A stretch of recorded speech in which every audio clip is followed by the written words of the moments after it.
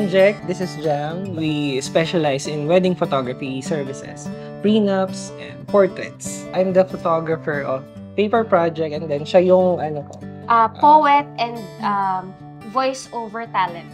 Wow. Editor. The name itself kasi, so parang inisip ko dati, since it's a paper project, so it will come in various forms like origami, yung mga ganun. So parang inisip ko nun, parang different couple, pwede kong gawa ng iba't ibang form. Or path. Since iba yung story nila eh. Then eventually na lang nagkaroon ng mga tula, yung mga poems, yung naging wife ko na si Jam. Nag-start to nung wedding namin. Yung vow ni Jack sa akin was written in Tagalog. Naisip ni Jack na it would be nice kung may ganun din yung mga clients namin para it's something special for them on their wedding day. Yes, naalala ko kasi nung nakita ko na sa SD, talagang tutok yung mga tao sa sinasabi mo eh. It's something na hindi talaga ginagawa, usually sa mga vows. Ayun. So, hindi siya generic, di ba?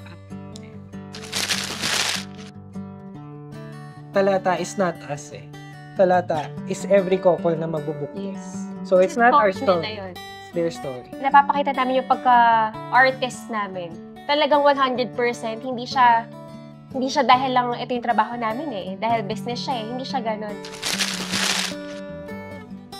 When it comes to writing the poems, difficult yung process ko. Hindi ba ako mapagsusulat na hindi ako masaya? So, dapat masaya lang ako palagi. Pero mostly, nakakakuha ko ng inspiration sa story ng client. Magkakaiba sila talaga ng stories. Walang pareho na exactly naka-pattern, ganyan. Hindi eh. Ang nangyayari, talaga nagiging specifically for them yung sinusulat ko.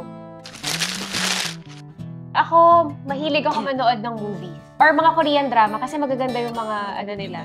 Yung mga framing nila. Pag yung mga Korean drama, yung mga mahilig na ako na ganyan lang. Static lang, ganyan. O, static lang. Ganda. Ang dali eh. May maganda kasi yan. Pag ganyan, static lang. Tapos may mga gumagalaw na stop motion. Ramdam mo, ganyan. Tapos nandun yung voice over mo. Ayun.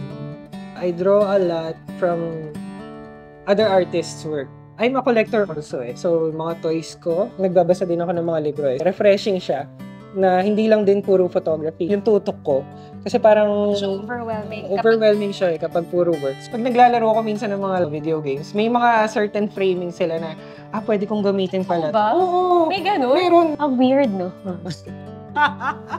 Ganun eh. Client-dependent yung style namin. So, we won't force a style on you kung hindi yun yung personality nyo. Pag sinushoot ko yung client, gusto ko parang na-enjoy niya lang yung moment nung mismong prenup or wedding nila.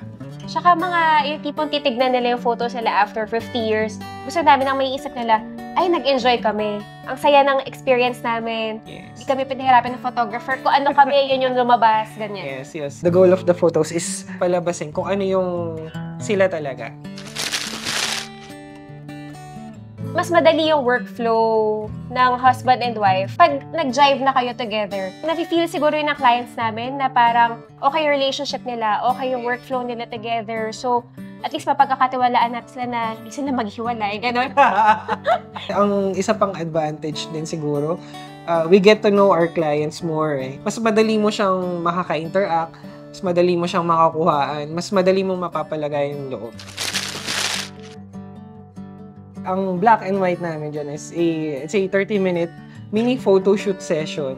Gusto namin ma-experience nila kung paano kami mag-shoot para at least pagdating ng prenup or wedding, hindi na sila naiilang. Kasi yun yung usually problema ng mga clients na naririnig namin. So, ini-eliminate na namin agad yun before pa dumating yung prenup or yung wedding. Kaya din nakakapag-come up kami ng mga stories na unique, na real stories. So, yung mga sinusulat ko po, story talaga ng couple yun. hindi po yung gawa-gawa ng kung sino-sino lang. Ako po talaga yun. Hi, I'm Jack. Hi, I'm Jam, and we are the Paper Project. We're a husband and wife tandem of wedding photographers, and we've been shooting weddings for over a decade now. We write poems inspired by your stories.